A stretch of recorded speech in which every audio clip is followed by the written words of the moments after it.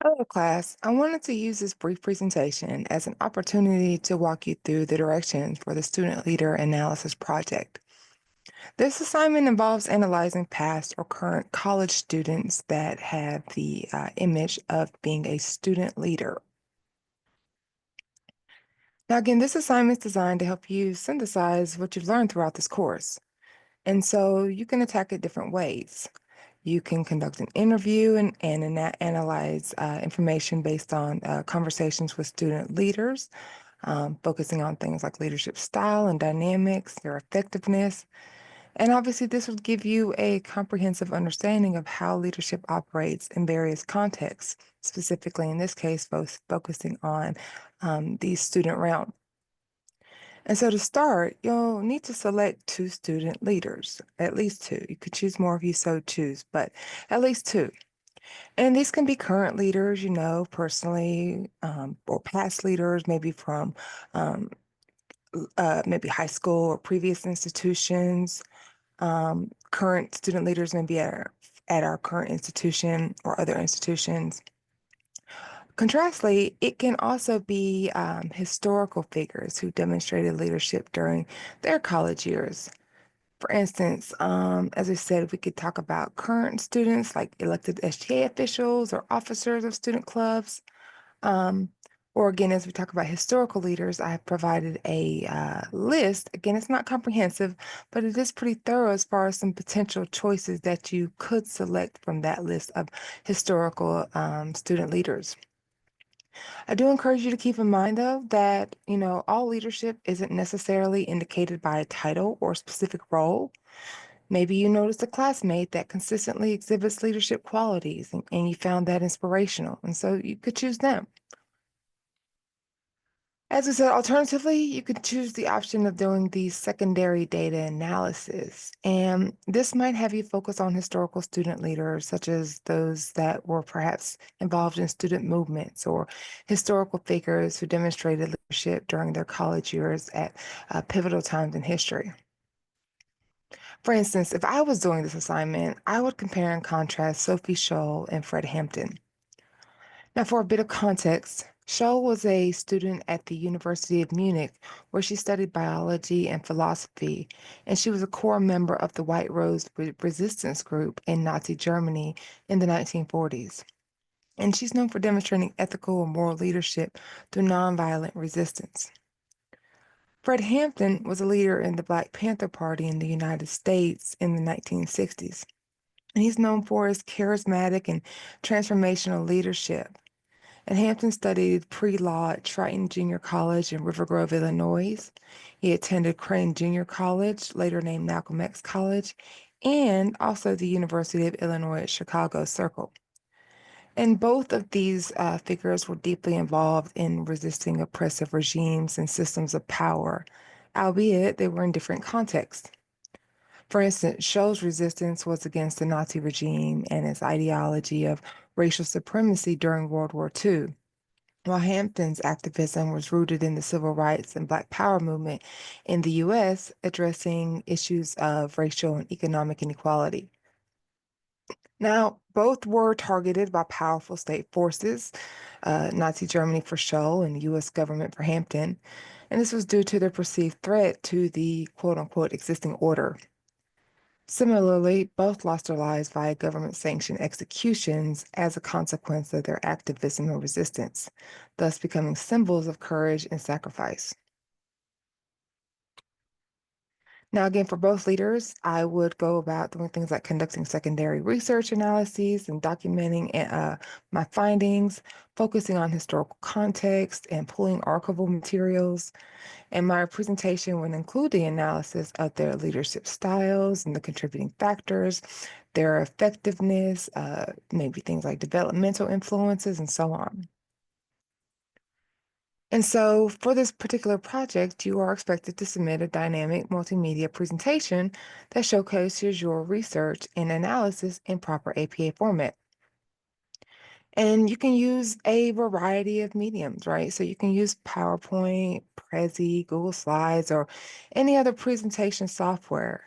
And of course, you expect you to incorporate visuals, again, whether it's photographs, diagrams, charts, audio, video clips, you know, tell the stories. And of course, use concise text to communicate your findings. And that might look different for depending on who you pick. So the presentation can include things like direct quotes from interviews, if you're sitting down with someone, specific anecdotes from observations, making the analysis obviously more vivid and personal. As we said, photos and videos of those leaders in action can be added, incorporating this element. Perhaps you design timelines that talk about their events as they occur through time, and the activities that occurred during out their tenures. And that helps provide a current perspective on their impact. Again, you're only limited by your imagination in this sense. And so, as you say, you're expected to submit the actual presentation file, maybe it's a PowerPoint file or a PDF or whatever the case is, and you'll also do a presentation of it. And that looks different depending on the class you're in. So, for instance, for virtual classes, you'll record the presentation, upload it to YouTube, and include the video link along with your submission file. For in-person classes, we'll be presenting this on the last day of class. So, what all will the presentation contain? Now, this project and presentation should broadly include the following four sections: introduction, comparative analysis, data collection methods, and conclusion reflection. And so we'll take a few moments and look at each of these sections individually. So to start, you'll need to introduce the student leaders that you selected for your analysis. Be able to explain why you chose these particular leaders and what makes them significant for the study. And this obviously sets the stage for your comparative analysis, and ideally get your audience engaged and excited to hear the story that you're going to tell. Next, then you go into the comparative analysis, which is the core of the project. So you'll start by providing detailed descriptions and a comprehensive overview of each leader's background. Include some information about their early life, maybe education, and any significant experiences that shaped their leadership journey. In psychology, we refer to these as their motivations and their drivers. Be able to explain the historical context in which the leaders operated, and that includes social and political and cultural environment of the time. And again, understanding the context is obviously crucial for analyzing their actions and the challenges they faced. And be sure to highlight key events and milestones in their lives. This could include major achievements, pivotal moments, and significant contributions to their organizations or movements. Next, you'll compare and contrast their leadership styles and effectiveness, applying theoretical perspectives from the course to explain their actions. For example, the social identity theory, or emotional intelligence, or developmental influences, or cultural context, and so on impact their leadership. Be able to provide a balanced assessment of each leader's strengths and weaknesses. Finally, you'll discuss the impact and legacy of each leader. What influence did they have on their followers, and vice versa? Furthermore, was there a larger impact at the organizational or societal level?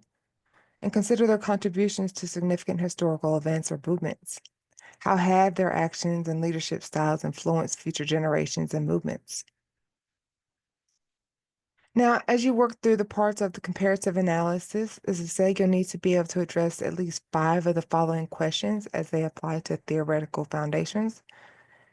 And again, these questions cover various aspects of leadership styles: social identity, emotional intelligence, power dynamics, contextual factors, development, strengths, weaknesses, overall effectiveness, and the list goes on.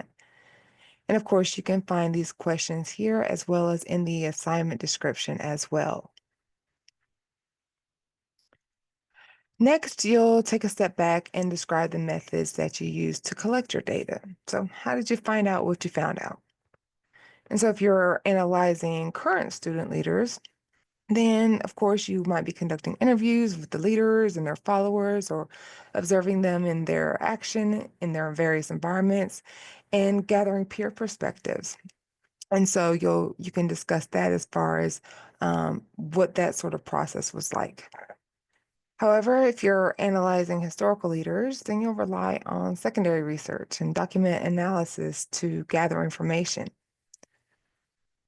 And of course, this secondary research includes a number of things, perhaps literature searches and academic databases, libraries, and other online resources. Maybe look for books, journal articles, dissertations that provide detailed accounts of those leaders' lives, actions, and context. Maybe access historical archives, which could include government records, personal papers, photographs, and other primary sources. Of course, as universities, public libraries, we all have digital archives that can be invaluable for this type of research.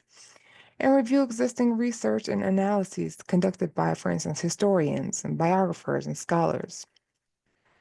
Furthermore, you also want to document analysis. The document analysis can include things like the historical documents, maybe like letters or diaries and official records. And these documents can provide firsthand accounts of the leader's thoughts, motivations, and actions. Maybe examine speeches, writings, and public statements made by them. These can offer insights into their leadership styles, the rhetorical strategies, and the issues they champion. So, looking at records from organizations the leaders were involved in, such as maybe meeting minutes, bylaws, internal communications. Of course, if it's anything ethically you can get your hands on. And these documents can reveal the leaders' roles within the organizations and their interactions with others. And of course, there's a lot of great historical information that you can pull from reviewing news articles or media coverage, specifically from those various time periods if it's historical. And this can help understand how the leaders were perceived by the public and the media as well as their impact on their actions. You might also be sure to provide examples of interview questions if you're talking to people one on one, any sort of observation notes and documents that you've analyzed. And of course, you would be citing those in APA format. And then to close your project out, you'll obviously start with summarizing the key findings from the comparative analysis. Be able to reflect on what you've learned about leadership through this assignment. Consider how the actions and styles of leaders you analyze can inform future leadership practices and your own personal development. And finally, I encourage you to kind of apply the leadership qualities and strategies that you've studied to your own roles and initiatives. And so, whether it's in student government, clubs, community projects, use these insights to become more effective leaders. So, consider how does this impact your desire and intentionality to engage in leadership opportunities?